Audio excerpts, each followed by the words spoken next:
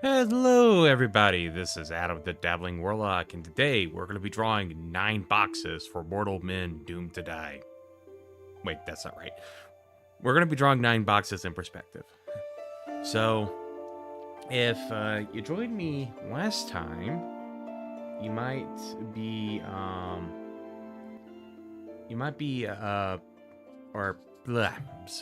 Sorry, trying to do too many things at once, and my brain is not capable of doing the multi-threading thing that processors can do. Okay, so if you joined me last time, you probably heard me rambling on about perspective. This is where we're going to be actually putting some of that into practice. So we're going to be drawing 9 boxes in different perspectives, and what we're going to try and do is we're going to try and make it the same box. So, yeah, let's just go ahead and jump right into it. And, yeah, right here is good. So, we're just going to draw, or, actually, hold on. We're going to draw our first box. And that appears to be a little small.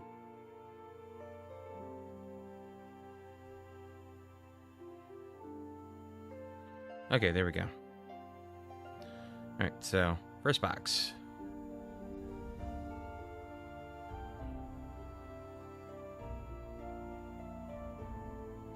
And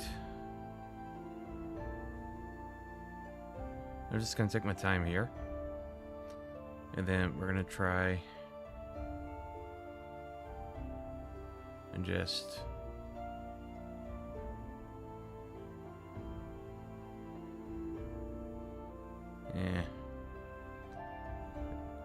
it's okay to undo and erase.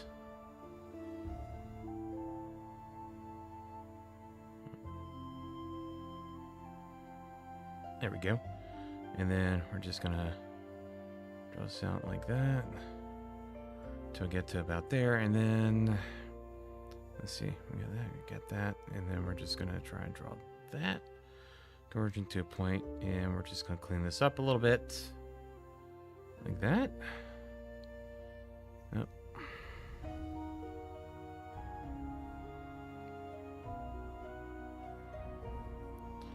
Alright, and there we go. 1 box done. It's not perfect, but it doesn't have to be perfect.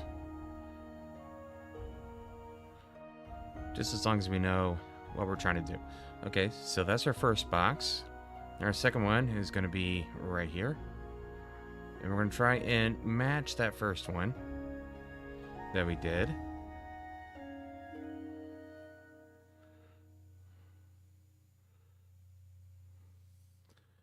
Alright, and this one is going to have just 2.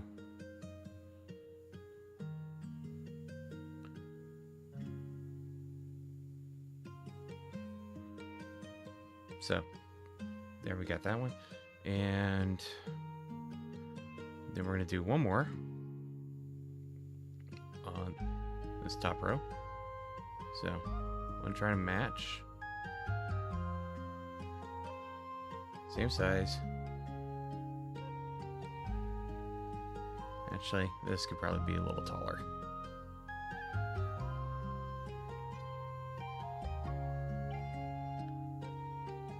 And we're freehanding it because the idea is to get confident. It's not about having like perfect draftsmanship. And in case you were wondering, draftsmanship is the art or the craft of drafting things. So how well are you good at basically how well can you make a line? Alright, so again, we're going to try and get these to converge at the same line. So, like that.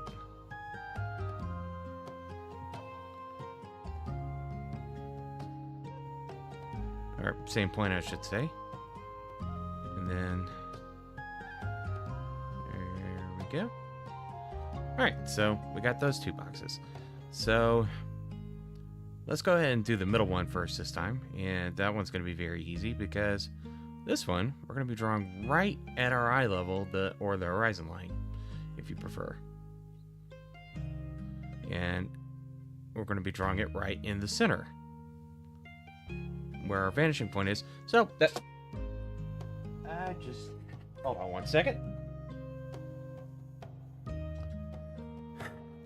Just tossed my stylus on the ground. Okay, so yeah, so that's pretty much all there is to it. We just draw a box because our vanishing point is somewhere behind said box, so we don't see any of the sides. Unless we're talking about like some weird physics things going on, but that is too mind-bendy for me, so we're just going to stick with drawing and what we normally know. So we got that, and I'm not really focusing too much on like how having the line weights match up. So this one is just going to have its points converge like that, and I think, yeah. So we're just going to clean this up a little bit.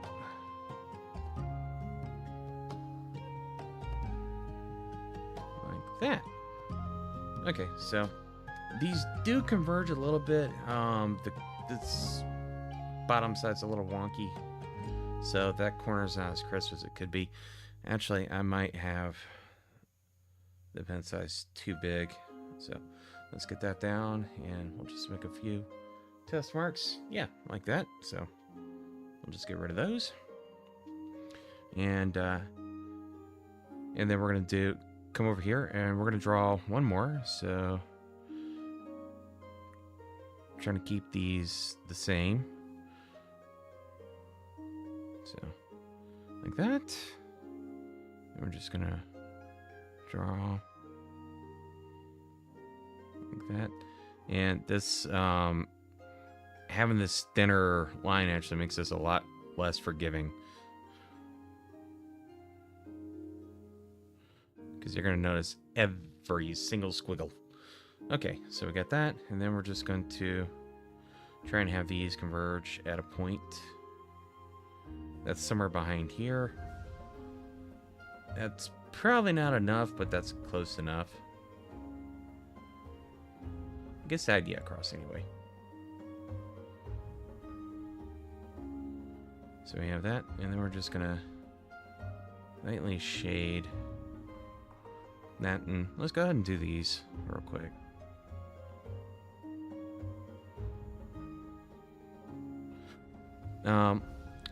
So one thing you may want to do, if you notice that you're having problems, is,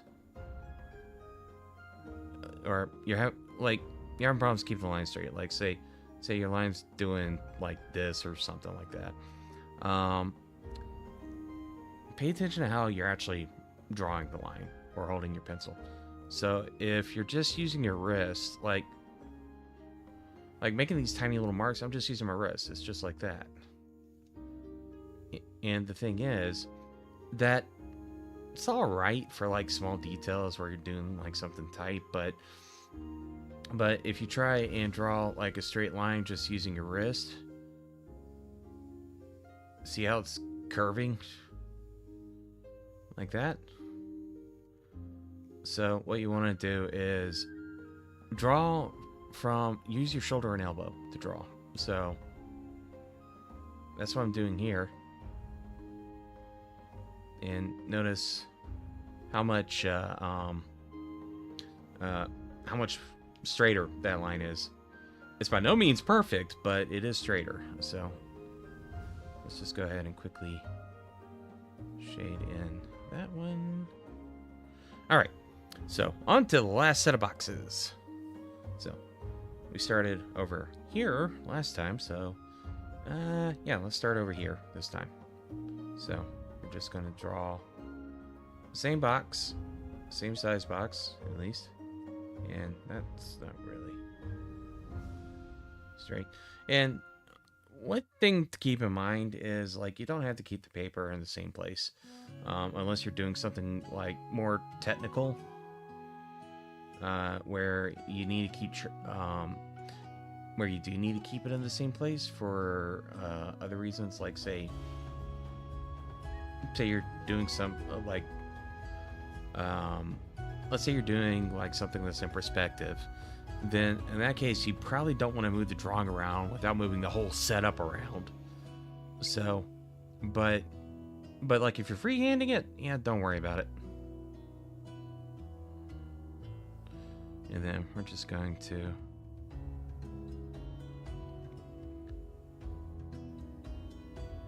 draw like that.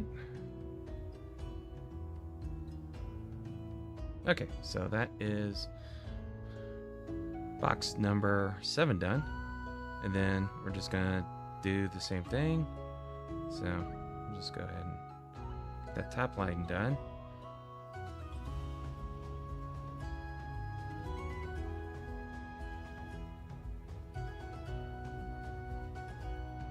And then we got that bottom line right here. And it's okay if you don't get them perfect. As long as you can identify what you did wrong, that's good. So like this one's kind of skewed a little bit, so it's more like a rhomboid going off in the distance.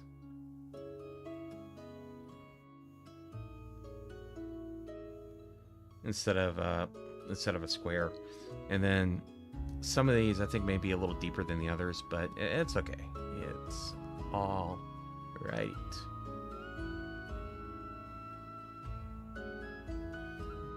So just adding some shading. All right, and our last box. So, whoop. Yeah, let's move our paper around again. And we're just gonna go ahead and erase that. Just move this up a little bit, so a little more comfortable drawing. So we got that. So let's go ahead and get this top line done. And then we got this line right here, and then this one right here. And then yeah, this one I don't I think we may have a little bit of a game of Chinese whispers going on with some of these. For those that don't know, Chinese whispers, or at least what I'm familiar with it, is a game where somebody at the start of a circle says a phrase and they whisper it in the next person's ear, and that person only gets one, and they only say it once. That's it. Then the next person whispers in the person on the other side of them in their ear, and it goes all the way around in a circle, and then you get to the end and basically see how much it's changed from what the original was. So the reason I mention that is because these aren't going to be perfectly the same, and part of that is because instead of like going back to like one single point of reference, I'm kind of referencing the others. So what's going on is that any inaccuracies that I have in any drawing that I'm referencing, like for example, let's go ahead and pull this up. So this was the first one I did, then this one referenced that one, and that one referenced that one. So what happens when you don't reference like one single thing is like any inaccuracies over here get added to this, as well as any accuracies that this has. So this is something that you might hear machinists refer to as like stacking the margin of error. This is basically the same thing. It's one of the reasons why, like, like if you see like a document that's been Xeroxed a whole bunch of times, it's hardly legible because that's not a perfect, a pixel perfect representation of the original document. Some of you may, some of the older people may have heard of fax machines, and what that stands for is facsimile. It's And facsimiles are close but not exact copies, is basically what I'm getting at. So these are close but they're not exact, and yeah, so yeah, they're not perfect, and it doesn't help that I switched the brush size halfway through, so we got that going on too. So I'm just going to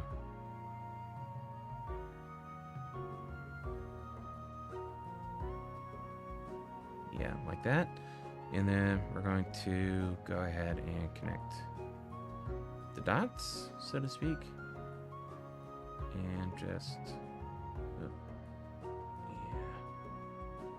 and then do that, and then we'll just go ahead and shade this.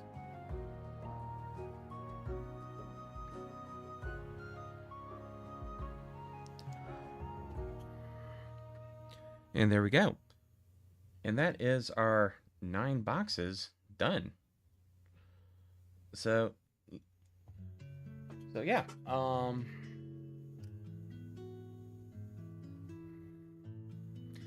So yeah, it doesn't take as long as you might think.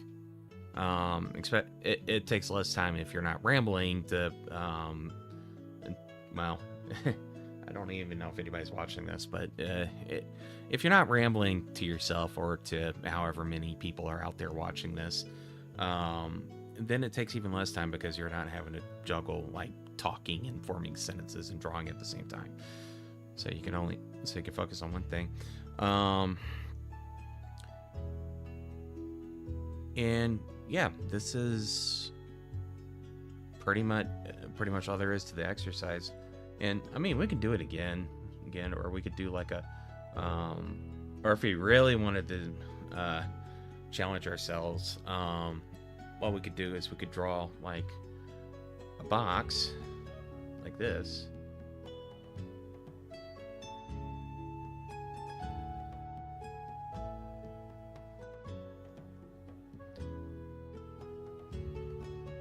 And then try and rotate it in perspective. So like,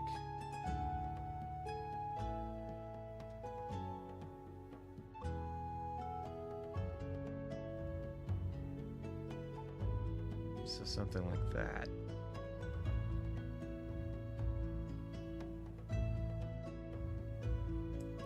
And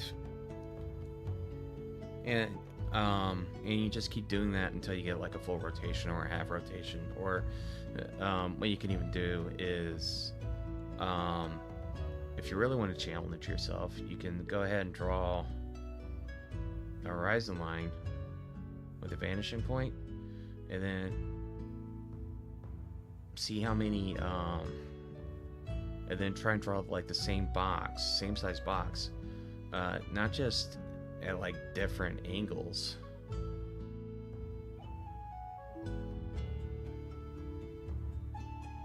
but at different perspectives as well, and try to get it to look the same. There's some tricks that you can do here. There's also like a lot of more advanced perspective tricks that you can do, and honestly, that is a little bit too small. So that's actually a little bit too small for me to be able to draw very well. But yeah, that's pretty much all there is to it. So anyway, hope you guys learned something. Hope you guys had fun doing this one. Hope you'll join me for day 7. This is the Dabbling Warlock.